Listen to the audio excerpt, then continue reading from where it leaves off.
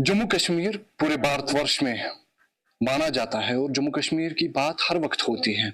चाहे हम न्यूज़ की बात करेंगे या हम डिबेट्स की बात करेंगे, हर वक्त जम्मू कश्मीर की बात चल रही होती है। खास तौर पर जम्मू कश्मीर की सियासत की बात चल रही होती है और जम्मू कश्मीर की सियासत में वक्त बदलते ही बहुत सारे बदलाव हमने देखे हैं, जिसमें यहाँ की जो मेन स्ट्रीम पॉलिटिकल पार्टीज है उनको कई बार धचका लगा, कई बार जो है उनको लोगों ने रिप्रेजेंट यहाँ पर किया, लोगों ने उन पार्टीज को चुना और कई बार उनको रिजेक्ट किया। इसी सिलसिले में अगर हम जम्मू कश्मीर की सियासत की बात करेंगे, कई ऐसे चेहरे हैं जो जम्मू कश्मीर को रिप्रेजेंट करते हैं। खास तौर पर अगर हम देखेंगे पूरे भारतवर्ष में जो चेहरे जम्मू कश्मीर को रिप्रेजेंट करते हैं वो कहीं ना कहीं जम्मू कश्मीर की सियासत को दर्शाते हैं और जम्मू कश्मीर की सियासत उन्हीं चेहरों पे दारोमदार रखती है। जिला बड़गाम में हम इस वक्त मौजूद हैं, हमारे साथ सीनियर लीडर मुंतजिर मोहिद्दीन साहब हैं। इनसे बातचीत करेंगे क्योंकि मुंतजिर मोहिद्दीन साहब की जब हम बात करते हैं, अपनी पार्टी के साथ ये वाबस्तगी रखते थे और अपनी पार्टी से पहले इन्होंने पीपल्स डेमोक्रेटिक पार्टी के जरिए जो उनके मैंडेट पे इलेक्शन कॉन्टेस्ट किया और कुछ 100 वोट से वो इलेक्शन इन्होंने हारा और उसके बाद अपनी पार्टी को इन्होंने रिप्रेजेंट किया, चीफ स्पोक्स पर्सन वहां पर रहे। उसके बाद जो यहाँ पर असेंबली इंतखाबात तकरीबन 7 साल के बाद हुए, उसमें इन्होंने अपनी पार्टी को छोड़कर जो है इंडिपेंडेंट सीट पर इलेक्शन बड़गाम से कॉन्टेस्ट किया और आज फिर एक बार जो है अपनी पार्टी में ये वापस इन्होंने शमूलियत की और पार्टी के जो चेयरमैन है, पार्टी के जो प्रेसिडेंट है, उन्होंने इनका इस्तकबाल किया। मुंतजिर मोहिद्दीन साहब, आपसे जानने की कोशिश करेंगे क्योंकि बड़गाम की जब हम बात करते हैं असेंबली इंतखाबात में आपको जो मौका मिला तो आपने वहां पर फॉर्म विड्रॉ किया। उसके बाद जो बाई इलेक्शंस हुए, बाई पोल्स हुए बड़गाम में, आपने इंडिपेंडेंट जो है कॉन्टेस्ट करना मुनासिब समझा। तो उसके बाद हमने देखा फिर से आप अपनी पार्टी में वापस आए। तो इस रिशफल के बारे में, शफल के बारे में हम जानने की कोशिश करेंगे, वापस अपनी पार्टी क्यों? मैंने जो इलेक्शंस हुए थे 2024 में, उन इलेक्शंस में मैंने वहाँ के उस वक्त के नेशनल कॉन्फ्रेंस के कैंडिडेट उमर अब्दुल्ला साहब की हिमायत की थी और उनके हक में अपना फार्म विड्रा किया था।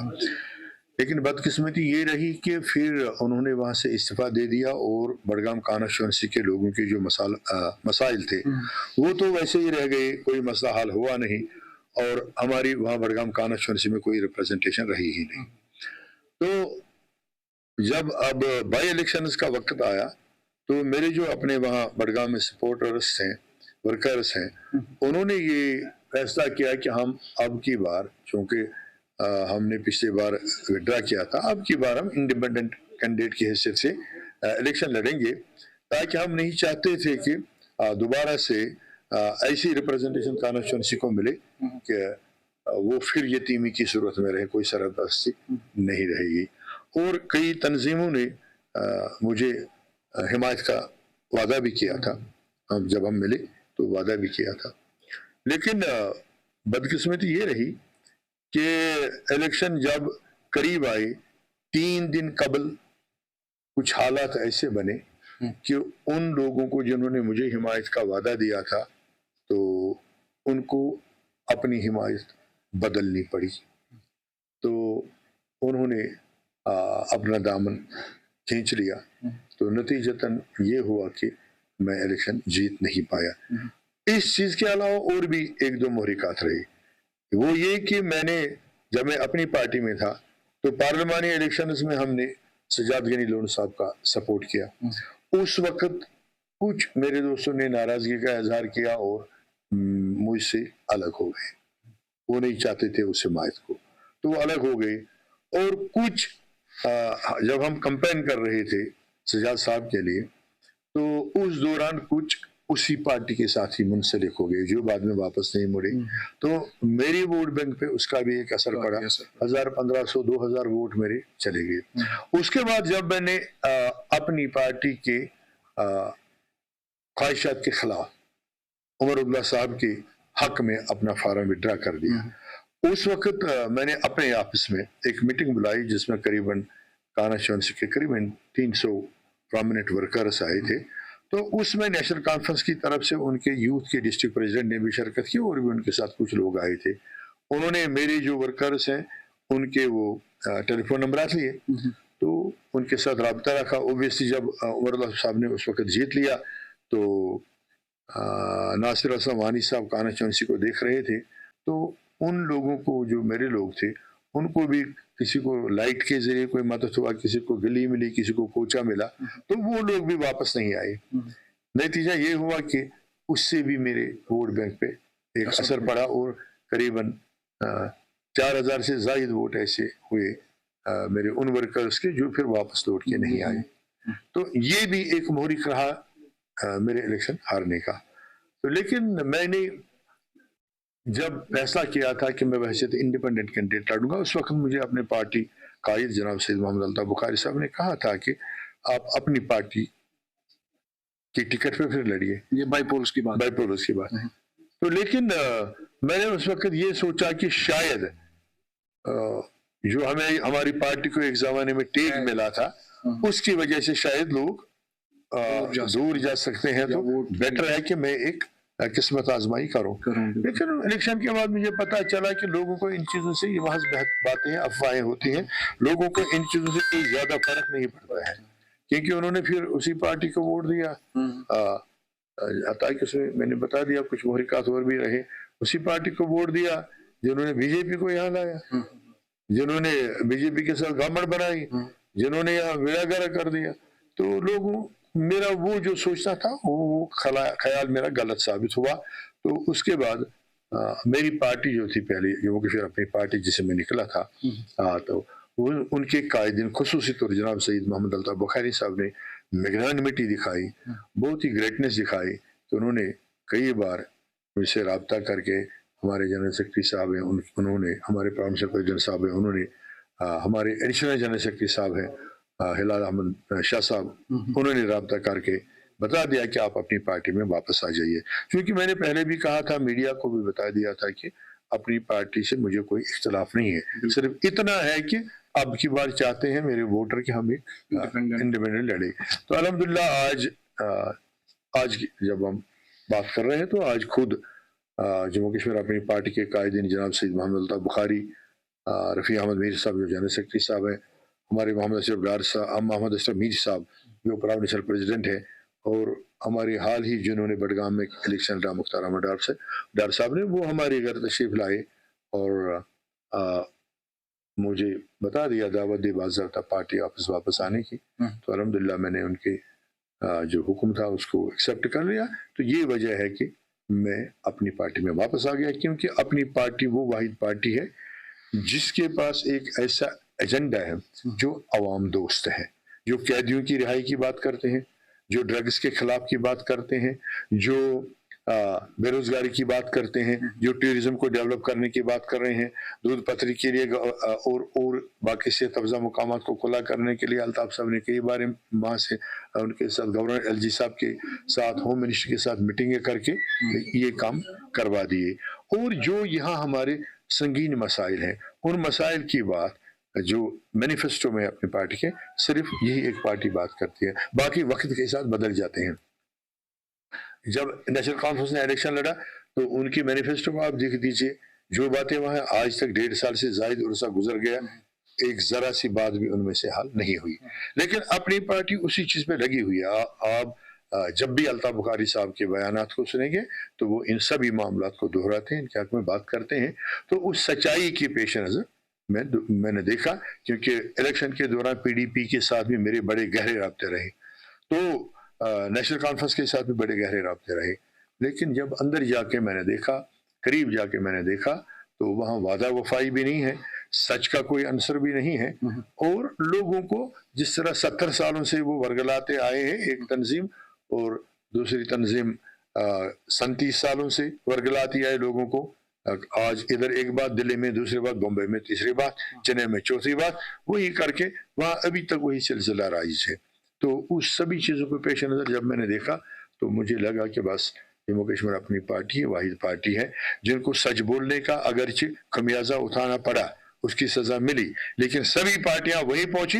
آج موجودہ گورنمنٹ کے سبھی چیف منسٹر صاحب سے لے کر باقی لوگ بھی دلی کے تلوے چاڑتے ہیں, بھئی ہمیں اپنے ساتھ چلائیے اپنے مفادات کے لیے. منتظر صاحب کیونکہ بات کریں گے, جب اسمبلی انتخابات ہوئے 2024 میں, اس وقت آپ نے وڈرا کیا فارم, عمر عبداللہ کو سپورٹ کیا, اوپنلی آپ نے ان کو سپورٹ کیا, تو آپ نے پھر کہا کہ وہ امیدوں کے خلاف جو ہوا سارا اس وقت ہوا کیونکہ انہوں نے ودرا کیا، کوئٹ کیا بڑگام کو. اس کے بعد آپ نے جو 2025 میں یہاں پر بائی پولس ہوئے اس میں بہت سارے نریٹیو سامنے آئے آپ کو لے کر، اور یہ کہا گیا کہ جو بڑگام کے دگج چہرے ہیں، بڑے چہرے ہیں پالیٹکس کے، وہ منتظر محی الدین صاحب کو سپورٹ کر رہے ہیں، لیکن عین وقت پہ جو ہے دھوکہ دیا. کتنی بات میں سچائی ہے؟ دیکھیے سیاست میں کچھ چیزیں ہوتی ہیں شریف لوگوں کے لیے، وہ پردہ نہیں اٹھاتی ہیں بہت ساری بات. میرے ساتھ کیا ہوا، میں اس سے پردہ کشائی کر کے، اس سے پردہ ہٹا کر کسی بھی، چاہے کوئی بھی ہستی ہو، کوئی بھی شخص ہو، کوئی بھی ڈگنیٹری ہو، میں ان کی عزت کو نہیں اچھالنا چاہتا ہوں. ہاں اتنا ضرور بتاؤں گا کہ میرے ساتھ جو بھی کیا گیا بہت برا کیا گیا، توقعات کے خلاف کیا گیا. آپ عزت اچھالنا نہیں چاہتے ہیں، لیکن اس وقت جو ہوا آپ کا کریئر بھی، جو اتنا بڑا کریئر پالیٹکس میں ہے، اس کا انہوں نے نہیں سوچا، اس کے باوجود بھی آپ ایسی باتیں کریں.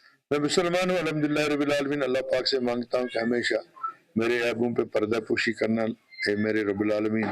اور میں یہ سمجھتا ہوں قرآن پاک کی آیت ہے کہ قل اللہم مالک الملک وتؤتی الملک من تشاء وتنزل الملک ممن تشاء وتعز من تشاء وتذل من تشاء بیدک الخیر انک علی کل شیء قدیر تولج اللیل فی النہار وتولج النہار فی اللیل وتخرج الحی من المیت وتخرج المیت من الحی وترزق من تشاء بغیر حساب.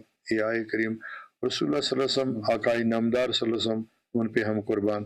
ان کو اللہ پاک نے فرمایا یا رسول اللہ لوگوں سے کہہ دیجئے عزت دینا، بےعزتی دینا، بلندی دینا، پستی دینا، یہ سب میرے ہاتھ میں. رات سے دن نکالنا، دن سے رات نکالنا، مردہ سے جیوت نکالنا، زندہ سے مردہ نکالنا، یہ میرے ہاتھ میں. اور کسی بھی شخص کو سب سے زیادہ رزق دینا یہ میرے ہاتھ میں. تو میں سمجھتا ہوں میرے نصیب میں یہ لکھا تھا، اللہ کی منشا تھی کہ مجھے کامیابی نہ ہوئی تو ان لوگوں کو بھی ایسا ہی کیا کہیں گے وہ الہام ہوا، چلو ہم یہ کریں گے. اس لیے میں نہیں چاہتا ہوں کہ کسی کا نام لوں یا کسی کے خلاف لب کشائی کروں. ہاں یہ سمجھتا ہوں میرا مقدر تھا، اور مقدر کی وجہ سے شاید میری عقل نے ان پہ بھروسہ کر لیا، تو میں کسی سے مجھے کوئی گلہ نہیں ہے. لیکن مختصراً میں جاننا چاہتا ہوں، جو آپ نے وہاں پر اپنی پارٹی کو چھوڑا، انڈیپینڈنٹلی آپ لڑے، تو کیا وہ لوگوں کے انٹرسٹ میں تھا یا منتظر محی الدین کے خود کے انٹرسٹ میں تھا؟ دیکھیے میں کبھی جھوٹ نہیں بولتا ہوں کیونکہ میں مسلمان ہوں. اس میں میرا بھی انٹرسٹ تھا، لوگوں کا بھی انٹرسٹ تھا. اگر میں ایم ایل اے بن جاتا، مجھے تنخواہ مل جاتی تو وہ میرا ذاتی انٹرسٹ تھا. میری عزت بڑھ جاتی تو وہ میرا ذاتی انٹرسٹ تھا. پولیٹکس میں ایک میرا مقام بن جاتا وہ میری ذاتی انٹرسٹ تھا. لیکن نیت کیا تھی میری، وہ میرا اللہ کے رسول سے میں جانتا ہوں، وہ یہ نیت تھی اللہ کو حاضر ناظر رکھ کے کہ میں اس بے سہارا کانسٹیچوئنسی کے لوگوں کی خدمت کرنا چاہتا تھا. میں نے 2014 میں 27,500 ووٹ لیے تھے. وہ 27,500 لوگ ابھی تک ترس رہے ہیں کہ ان کے مسائل کا کوئی مداوع ہو. نہ صرف وہی بلکہ جنہوں نے جتوایا باقی کینڈیڈیٹس کو، وہ لوگ بھی پریشان ہیں. بڑگام کانسٹیچوئنسی پوری پریشان ہے، سارے لوگ جس بھی طرح. تو یہ ایک وجہ تھی کہ میرا اپنا بھی مطلب تھا اور لوگوں کی خدمت کا بھی جذبہ. مختصراً کچھ الفاظ میں، اپنی پارٹی پھر سے آپ نے جوائن کی، تو اپنی پارٹی کو لے کر آگے کس درجے کی مہم رہے گی؟ انشاءاللہ تعالیٰ اپنی پارٹی پہلے بھی سچ کی سیاست میں یقین رکھتی تھی اور سچ کی سیاست کے لیے ہی میدان میں آئی ہے.